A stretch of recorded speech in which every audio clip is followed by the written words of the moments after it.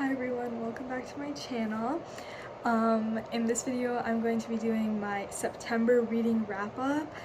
This is kind of a disappointing month because I literally have not read a book in 15 days. Over half a month. Wait, let me see on my Goodreads here. The last time I read a book was September 16th, and I'm pretty sure I finished it earlier and just like that's when I put it into Goodreads. And that's literally crazy. I think this is the longest I've gone without reading in years, possibly. And actually not in years. The last time this happened to me was when I was studying for my AP exams. But I kind of like don't count this because when I was studying for those exams, I literally was reading my textbooks cover to cover. Like that's how my speed reading came in clutch. And it's the same thing right now because I'm studying for the SAT and I've just been like reading prep books. So like that's how I study really. I just been reading all the books I can get my hands on cover to cover. So I guess I'm still reading, just not stuff I can review. But I did get through 15 books this month, which you might be thinking, that's literally a book a day. I had a lot of time at the beginning of the month because I knew I was going to be doing all this studying, so I was just kind of relaxing, and then now I'm grinding hard. So 15 books, 15 days. Let's review them. And also like 2 were DNFs, so they don't even count. Okay, so the first book I read this month, it was actually in August, but I counted it towards this month just because I didn't get into my August wrap-up, and that is Chasing Harlow by Jane McLean. I don't even want to go into too much depth about this book just because I would not recommend it. Unless you're a huge Wattpad fan and you want to read a Wattpad book with a physical cover, then you should read this book because that's literally what it was, just way worse. Like I read Wattpad, I read AO3, and I've read so many better like romance, not fanfics, but just like fics, and it just wasn't good. The way the characters talked, the language they used, it was just, it's so icky and so like, and then literally in the second, and I thought this was gonna be like, I like a kind of slow burn romance or just like some sort of like prolonged romance, but literally in the second chapter they start talking about, you know, and it was just not it. I DNF'd it pretty early in, probably 4th chapter. It just wasn't good. So if you're looking for like something fast, where the romance happens fast and it's mostly focused on that, and it reads kind of like Wattpad, then go for it. Otherwise, I wouldn't. Then I read Local Woman Missing by Mary Kubica. I've read, I think, a couple books by her. I read All the Missing Girls, and I read the one with the purple cover, her new one, She's Not Sorry, and I actually liked both of those quite a bit. And the same thing with Local Woman Missing, I gave it 3 stars.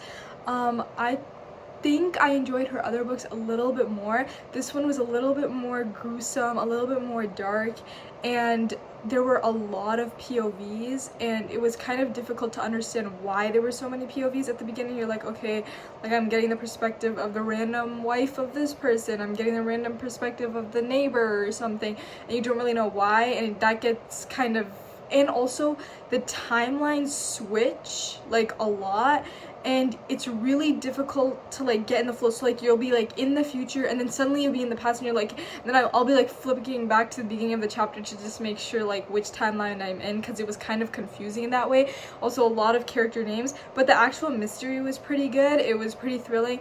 I will say the author did take a risk. She kind of went into some stereotypes that I would say probably read some reviews about the book first. I don't want to spoil anything, but if you think that might be something you'd be triggered by or something you don't want to read, then I would say read it. But she did make a bold decision in that way. I think a lot of people would not be pleased with what she decided to do, but in the end it was her book, and it was a pretty good mystery for what it was, so I gave it 3 stars. It did hit the spot. I did read it pretty fast. It was just a little difficult to get into. Then I read Cassandra in Reverse by Holly Smale. This has been on my TBR for a long time. I actually attempted to read it once before, and I felt like I wasn't in the mood at that time, so I DNF'd it pretty quickly. This time I got through maybe like 30% of the book before deciding to DNF it again. I just think it wasn't for me. I loved the premise a lot, but the main character's narration was just very difficult to read. The character is similar to, I forgot his name, but the main character of the Rosie Project, if you know how his narration was, it just wasn't done as well. Like, I feel like in the Rosie Project, I was actually enjoying reading his character, and like I kind of like liked seeing his unique perspective, but in this one I just didn't like it. I also thought the book was like really repetitive for no reason, like the same, like obviously it's called Cassandra in reverse, but literally everything does not have to be reversed. Like, she'll go to the gas station and then, okay, reverse, we're going to the gas station again, and then she'll walk to her car, reverse, we're going, like it just gets really repetitive in that way. I just couldn't get into it. I wanted, like, there were other books on my list that I wanted to get to, so I DNF'd it. But I did give it a 2 stars just because I feel like if I had, like, usually I automatically give a DNF book 1 star, but in this case I do think that if I had pushed through, that's what I would have given it. Like, I do think it had potential, it just wasn't for me. So then I read Begin Again by Hallie Acton. This was also on my TBR for a really long time, and I'm so glad I finally read it. It was so good. I love books with magical realism, and this one was just like everything that was the magical realism that was incorporated was so good. It's a story about growth, a story about learning, and so basically, like, the premise is like she's essentially in the afterlife, like she's dead, but she has a second chance to go back and with like these different people that she's been with throughout her life and see what would happen if she had been with them, and then she gets to choose like which timeline she wants to go back to, and every single one is so different. She's a different person in each of them. It's so fun to see, and the only reason I didn't give this book 5 stars and I gave it 4 stars was because I wanted it to be longer. I wanted more scenarios. I feel like we only got like 4 or 5 and I wanted more. It was just amazing. I loved it. Definitely one of the best books I read this month. Then I did a reread of Sweet Fall by Tilly Cole. This is the second book in the Carilla Boys series, I believe it's called, or the Sweet Home series. I've read Sweet Home. I don't have an interest in reading the ones after this one, maybe, but I didn't like Sweet Home that much. But Sweet Fall, honestly, you don't even maybe read the other books just for context, but the characters are just, it's such a comfort read for me. The characters are amazing, the writing is amazing. I've really highlighted pages of this book. 4.5 stars. Like, it's like literally one. Obviously it originally was a 5 stars. I feel like every time I reread the book I notice things I did the first time and the rating drops a little bit, but it will forever be a comfort read and just such an amazing read for me. I definitely, if you're gonna pick up any Tilly Cole books, this is the series I would pick up. I would bypass the other ones just because I think this one's her best. Oh, then I read the highly viral and popular book last year or the year before called Jeanette McCurdy's memoir, I'm Glad My Mom Died, and I have to say this is probably one of the best books I've read all year. I will say at first I was skeptical because it was getting so many good reviews. It felt like no one disliked it, like everyone loved the book, so I was getting a little skeptical. I was like, okay, could it be really that good? So I read it. First, I'm gonna say, if you think that it's gonna be hard to get into, if you think memoirs are just not your thing, it doesn't read like a memoir. It reads like a fiction story. It's so fast paced. The characters are amazing. Character growth is amazing. Everything just like falls into place so easily. You're not it's not confusing to get into. The Jeanette's like narrative is so good to read. She's such a great writer as well, and obviously that's her story. She's like, she loves to write, and I give it a 4.5 stars. It's an amazing, probably one of my favorite memoirs I've ever read, and just an amazing book. I think everyone should read it. It deserves all the hype that it got. Then we have Everyone in My Family Has Killed Someone by Benjamin Stevenson. This is the first book in the Ernest Cunningham series. Honestly, the title drew me in, masterfully played on his part. Okay, so I have a few thoughts about this book. First is that I think there are some people that will really enjoy it and some people that won't. I was kind of towards the ending. I thought about DNFing the book, but ultimately pulled through, and when I did, I realized that I know a lot of people will probably love the book. I think the problem for me was just the way it was written. It was very slow. It was very boring almost. Like, a lot of things happen and it still felt boring. Also, there were a lot of characters you need to keep track of, which makes it kind of difficult. And I wasn't really that invested in the mystery, and I don't think the mystery is really a big role. I think everything else, like the family dynamics, play more of a big role in this story. So, and I was kind of looking to it as a thriller, and I just didn't get that. But on the other hand, I really loved the narration. Like, the main character who's narrating to us, the way he talks directly to us, like he does this thing where he gives us a little recap at the beginning of every chapter, which I loved. I thought the family itself was super fun to read about, and I liked how we literally get to learn about each character and how the title is actually a little misleading at the beginning. I loved that aspect of it, but it was a little difficult to get through. I'm kind of on the fence, and I just gave this one 3 stars just because I'm happy I pulled through with it in the end, but I also wouldn't have missed anything if I DNF'd it. I feel like no, actually that's not true. A lot happens at the end, a lot of reveals that are important. So it wasn't my favorite, but I would recommend it, honestly, if you're looking for a mystery that is not really a thriller. It's just like a fun contemporary mystery, something similar to like Callie for Aunties, like one of those funny little mystery family books. Then I read Confessions of a Murder Suspect by James Patterson. This has also been on my TBR for so long, and I'm so glad I finally read it. It was an unreliable narrator, like, sort of thriller. I loved the characters in the book, and I thought it was just a very intriguing read. It was definitely super interesting, and I will say the reveal at the end was not too surprising. I think it was pretty obvious from the beginning of the story that, like, so, like, at the beginning of the story, they're, like, it's, like, the 4 siblings, and they're like, okay, obviously one of you guys did it, like, it couldn't have been anyone else.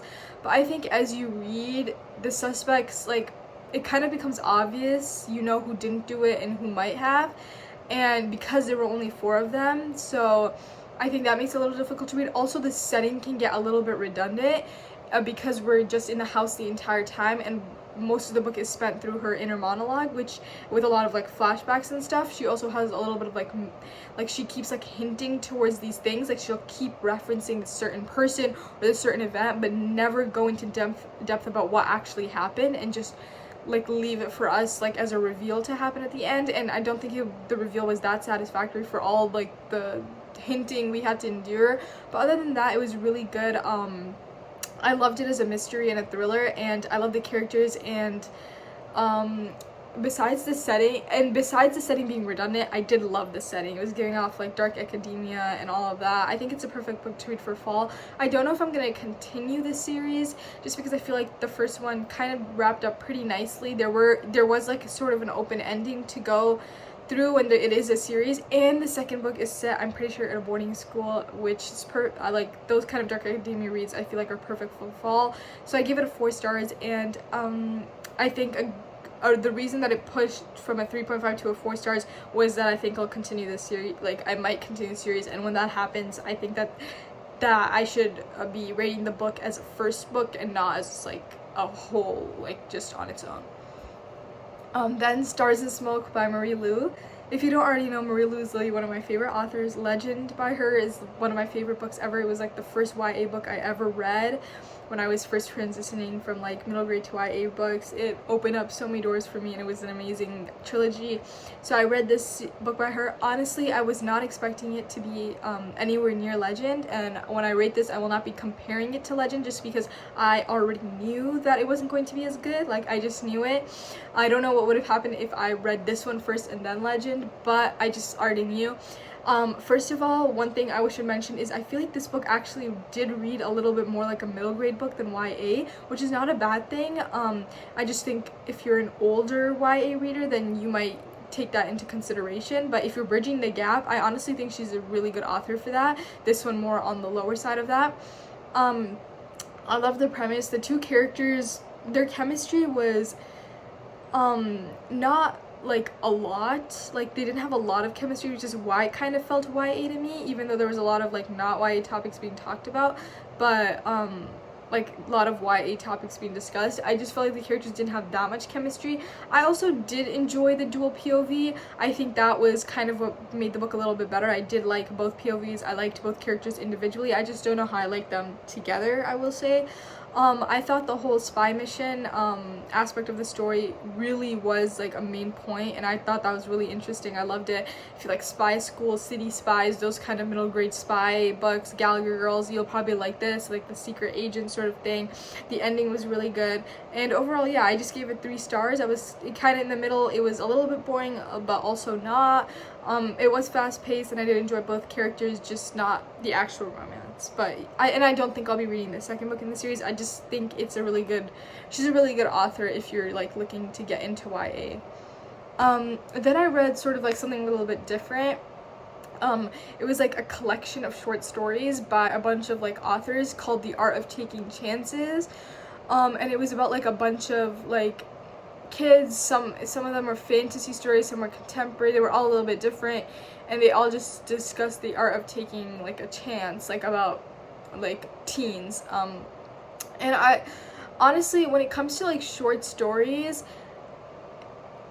there's an art to it. It can, and especially with like like books about taking chances, like when you're doing a short story, there's not a lot of time for development. It's sort of like they take a chance and then suddenly everything is great.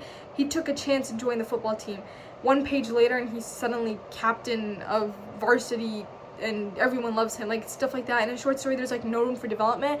I don't think this was the best topic to choose for doing a short story compilation. I think they could have done the art of something else, like not something that requires so much development. I think this gives like a false, it really gives false hope to people who think that taking a chance means that everything will be okay immediately, and not that they're really gonna have to wait for it. And I don't think that's something that should have been also like. And besides the topic, the stories were not written well at all, which is kind of surprising to me. Like honestly, I'm like, take this with a grain of salt. I'm going to say this as someone who has taken a bunch of like college classes in writing, like AP classes as well as just like community college classes, and if I had submitted any one of these short stories as an assignment, I would have gotten nothing above a B. Like at most I would have gotten a B on it, because they were not written well. They were not structured well as a short story should be, and they also were not like written well. Like a lot of the characters, just the way they spoke and the things they did, it just did not flow right. Like I don't even know how to explain it. I think you should just read one, and I think they were all kind of the same in that I kept reading through it thinking that maybe one would stick out to me, but none of them did. They were all so far-fetched and just cliche and just not very, and not even the writing could keep me engaged. So I just gave it a 2 stars. If you don't really care about like how the writing is and you want those sort of far-fetched stories, then I would recommend it to you. And if you also like short stories, otherwise no. Like just don't bother. Then I read Mary Jane by Jessica Anya Blue. An amazing book. I did not think I would like it as much as I did. I do love historical fiction, but I have never read one like this, quite like this, where it's like just focused on the mundanity and just like where something, like I haven't read a historical fiction where it's not taking place during a major historical event. It's not taking place during a world war or something like that. It's just about life, like how life was, and about this girl, and it's just about growth, like maturity and growth. She's learning, she comes from a sheltered childhood, and she's really learning more about what the world is really like. I love the characters, and the found family trope is top tier with this one. If you want a found family in a YA book, and I wouldn't honestly call this YA just because of a lot of topics that are discussed, maybe like new adult or even adult, but it was just amazing. The characters were so good. I loved. It was so like fast-paced and engaging to read, and our main character's narration is amazing. So 4 stars. I really enjoyed it. Then I read Reasons to Stay Alive by Matt Haig. I have read The Midnight Library by him, and I saw that he like just really has like a lot of memoirs and sort of like self-help books, I would say, and I just wanted to read one and see how I liked it. I really enjoyed The Midnight Library by him, and so I decided to like venture into this other aspect of his writing. I will say I did not rate this book because I felt like it was bridging the line between a memoir and self-help, both of which are genres that are difficult to give ratings to, especially when they're combined like this. So I will not be giving a rating. Just know that if you want a memoir, you're also going to be getting a little bit of the self-help aspect, and if you're looking solely for the self-help aspect, you're mostly going to be getting a lot of memoir. So I did enjoy it. I just thought it could have been a little bit longer. It was very short, like 150 pages, and I think there was a lot he could have got into. And I know he has other books. I feel like I haven't read them yet, but I assume they're getting to topics he didn't discuss in the first one. But I feel like no need to make it 150 pages, maybe combine them and make one. I love the memoir aspect to it. His story was amazingly written. He's a great author, and he talks about things that, like, he phrases things in a way that just makes sense, and I never would have thought of before. He also has like a little bit of snippets from like other people, their experiences. I love that. And then he also goes into like the self-help aspect to it, and he does give really good tips, and he gives it in a way that he's like telling you that you can trust him, like he knows, like he's not like forcing something on you or anything like that. It read really good, and I do think I'll be reading I say I do think I'll be reading more of his books, but I'm gonna get to the other two books. Like, I'm just gonna move forward in time a little bit. A couple days after I read Reasons to Stay Alive, I also started, and so basically on September 16th I started why can I not remember it? The Comfort Book by Matt Haig. And this one was much more of a self-help book than a memoir, and I haven't finished it yet, but I already know from what I'm through is that I'm really going to enjoy it more than I did Reasons to Stay Alive. I love the way it's structured because there isn't much structure, and that makes it enjoyable to read. There's like short chapters, there's long chapters, there's chapters that are just lists of words, there are chapters that are just very deep and very contemplative. It's very much a very like book where you can just read one chapter and then come back to the book and read another chapter and feel satisfied. It's very beautifully written, and I think I haven't finished it yet. I'll include in my October reading wrap up, hopefully, if I read any books in October, but I am really enjoying it so far. So now back, in between those two books, I read two more books, first being Tom Lake by Ann Patchett. You can definitely see a trend in the recent books I've been reading, definitely going more on the historical and contemporary side, but I loved it. I will say it was a little bit tedious to read, a little bit slow paced, but the actual, one thing you have to know about this book is that there's an alternating timeline in that she's telling the story to her kids, and like it alternates between the story and her interacting with her kids, and there's a lot of like alternating, and both take up a significant portion of the book. It's not like it's just her story. We also get a lot about her present life. One thing I will say is that since we spent so much time in the present with like her kids and her husband and all of that, the kids, like her four daughters, really 4 daughters or 3 daughters, I think it was 3 or 4, they really give off like Jo, Meg, Amy, and Beth from Little Woman, and I really hope the author, I don't have high hopes, but I would love it if she did a book on each, like focusing on just the girls themselves, because I feel like we're getting so much of them, but the book was just so focused on the mother's story, like rightfully so, but I really was interested in their stories as well. Going into like the actual plot of the story, I really did love the story like she was telling the kids. I do feel like the interruptions, like coming back to the present, sometimes I just wanted to read more about the past story, and I wasn't really invested in the future story that much. Like I thought it was just a little bit disruptive, and I didn't like, especially when we were in the future for a long amount of time. I really wanted to get back to it, but overall I think even though like going back and forth there, it just didn't feel like it flowed right. It was really good like separately in both areas, and I loved the ending, and there's a lot of like character growth as well. I will say it was not my favorite kind of like storytelling sort of book I've read. I gave it 3.5 stars, meaning I would recommend it. It just wasn't a favorite of mine. But if you're looking for like a historical fiction that's kind of slow paced, a little bit like heavy on information and like heavy on dialogue and stuff like that, then I think you'll enjoy it.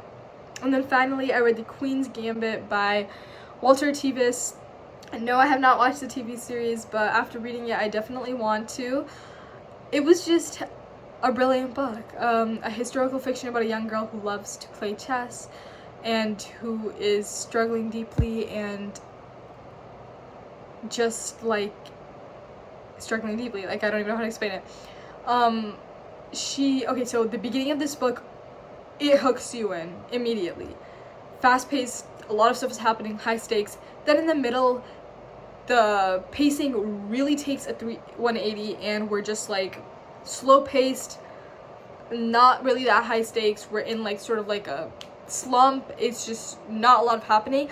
And then I was hoping that the pace would pick up at the end, like, you know, so we're going fast-paced, and then we've fallen, and then we're gonna go fast-paced again to a high climax. And I was and the character was struggling so much throughout the beginning, throughout the middle. I wanted redemption in the end. I wanted her to grow. Like, I wanted to see her grow, and she kind of didn't really. Like, I don't know how to explain it. Like, all the stuff she was grappling with, the resolution wasn't satisfactory. Like, I wanted to know, like, as in I wasn't convinced she wasn't going to go into a slump again. Like, I wasn't convinced that she'd actually brought herself out. I needed to see more growth. So the ending fell flat for me a lot, but the beginning and middle were so good to read, and I just thought it was a really like character-based book. So if you like those kind of books, then I love the character. And when it's a character-based book like this, the ending has to bring something on the character that you wanted to see before, and I just think it didn't do that. And so I gave it 4 stars just because of that, and not 4.5 or 5. But other than that, it was an amazing read, and I definitely am planning to watch the TV series. So yeah, that is my wrap up for September. I don't know what the plan is for my October wrap up right now, but I will be posting just like book recommendation videos and stuff like that. If you enjoyed this, I post lots of book recommendation videos, YouTube shorts, all of that, and I post videos every week. So please subscribe, like, and yeah, I'll see you guys in the next video. Thank you.